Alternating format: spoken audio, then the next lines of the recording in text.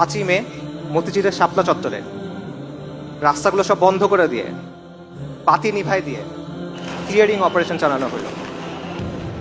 1,57,000 round bullet এবং tear shell সেদিন রাতে ব্যবহার করা হলো। সেই দিন কোনো গোলাগুলি বা সেরকম কোনো ঘটনাই ঘটেনি। সরকার দাবি করলো কেউ মারা যায় নাই। ওই সময় কিছু ছবি ভাইরাল হয়েছিল, আপনারা অনেকে দেখছেন। শাপলা চত্বরে পড়ে আছে শরীরে রক্ত, মানুষ মারা যাওয়ার সময় শরীর কাঁপে, ওরকম কাঁপার কিছু ভিডিও ছিল।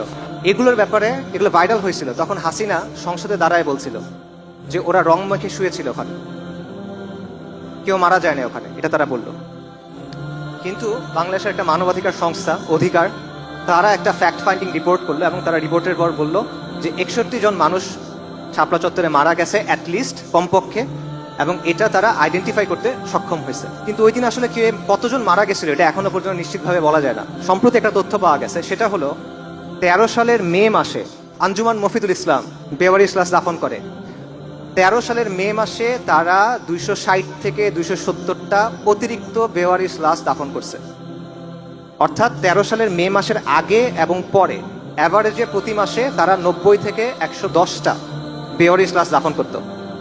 কিন্তু ওই মাসে তারা লাশ দাফন করছে 367টা, অর্থাৎ প্রায় 260 থেকে 270টা বেশি ওই মাসে। তাহলে অধিকারের ওখানে আমরা পাচ্ছি 61, এখানে পাচ্ছি 260 বা 270, তার মানে 300-র বেশি, অ্যাটলিস্ট 300-র বেশি মুমিন মুসলমান সেদিন সেখানে জীবন দিয়েছেন, আল্লাহ শহীদ হিসেবে কবুল করেন।